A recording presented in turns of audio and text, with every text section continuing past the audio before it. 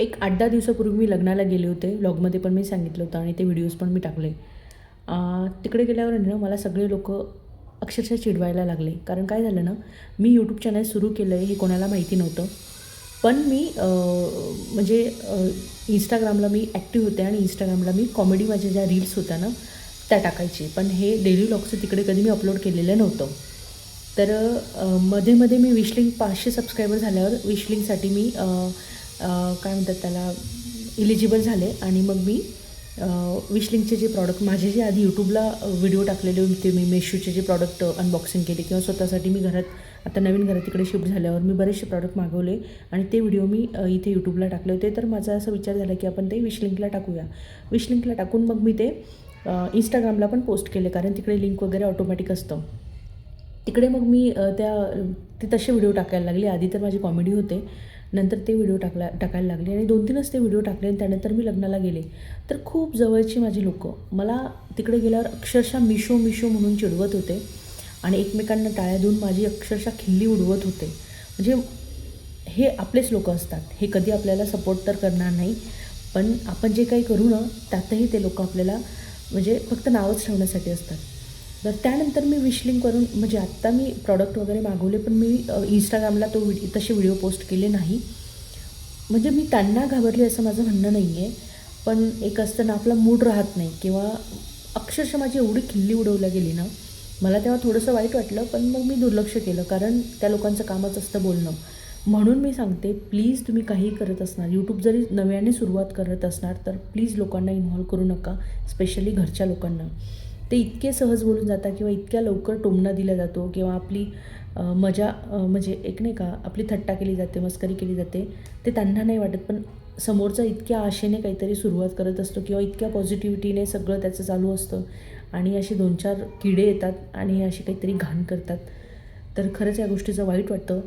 मी त्यानंतर खरंच विश लिंकचा जो व्हिडिओ आहे ना, तो नाही पोस्ट केला आणि जवळच्या लोकांनी तर मला कधी लिंक मागितली नाही, घेऊ की ना घेऊ. पण मला बाकीच्या एवढ्या चे कमेंट आले ना आणि मला विश लिंकसोबत काम करायला आधीपासून खूप मी एक्सायटेड होती की 500 सबस्क्रायबर्स झाल्यावर मी असं करेल, तसं करेल.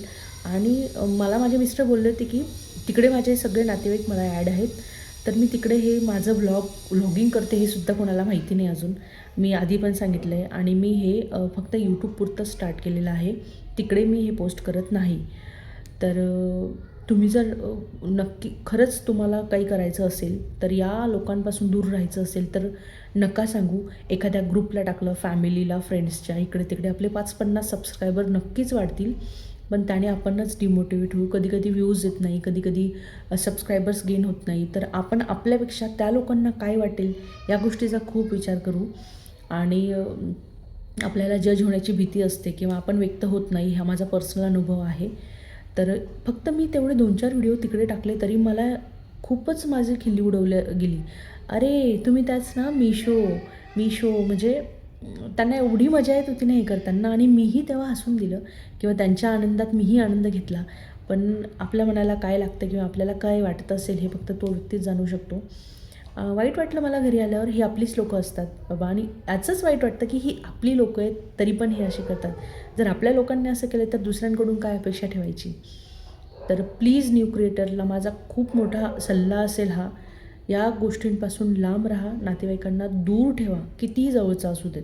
म्हणजे एकदम खूप आपल्याला असं वाटेल की हां बाबा याला सांगायला पाहिजे, याचं काही ऑब्जेक्शन नसणार आहे. तर त्यांना तुम्ही सांगू शकता, पण नकाच सांगू. त्या 5-50 सबस्क्रायबरच्या नादी लागू नका. आणि खरं सांगू का तुम्हाला, तुम्ही ग्रुपला टाकलं तर तुम्हाला माहिती नाही ते लोकं सबस्क्राईब करणारच नाही किंवा केलं जरी ना फक्त गंमत पाहतील. कधीच तुम्हाला लाईक, कमेंट्स कधीच करणार नाही. उलट जे लोकं परके असतात ना त्यांना आपण कनेक्ट होतो. खरंच ते लोकं जाणतात किंवा जे न्यू क्रिएटर्स आहेत ते तर आज एकमेकांना सपोर्ट करतात. तर त्यांना माहिती की याच्यात खरंच मेहनत असते.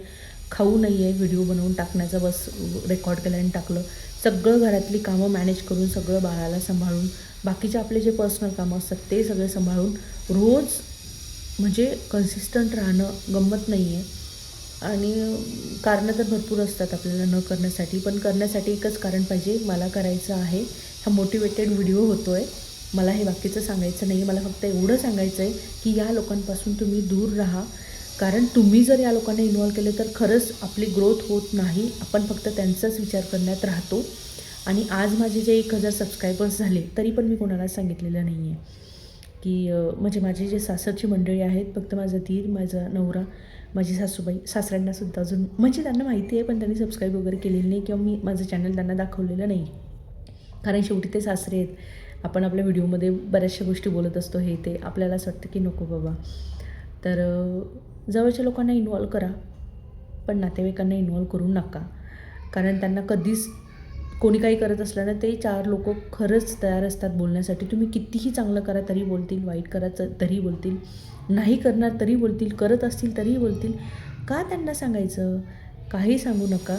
आपलं आपलं काम करत राहायचं. आपोआप तुम्ही जेव्हा व्हायरल होणार ना, तेव्हा लोकांना कळेल की आपण काय करतो आहे आणि ते येतील, मग ते स्वतःहून सबस्क्राईब करतील. बस मला एवढंच सांगायचं होतं. आणि हर्ट होतं जेव्हा लोकं असं करतात तेव्हा. तर ठीक आहे, चला भेटूया नेक्स्ट व्लॉगमध्ये. तोपर्यंत बाय बाय. आणि तुम्ही माझ्या चॅनलला सबस्क्राईब, हा व्हिडिओ आवडला असेल, रिलेट झाला असेल आणि रिलेट होईल, कारण तुमच्यासोबतही असं होऊ शकतं, माझ्यासोबत झालं आहे असं. तर नक्की चॅनलला सबस्क्राईब करा. आणि चला भेटूया नेक्स्ट व्लॉगमध्ये. आणि काही प्रश्न असतील तर मला कमेंट बॉक्समध्ये नक्की ड्रॉप करा कमेंट. मी नक्की त्याचं उत्तर देईल. चलो बाय बाय.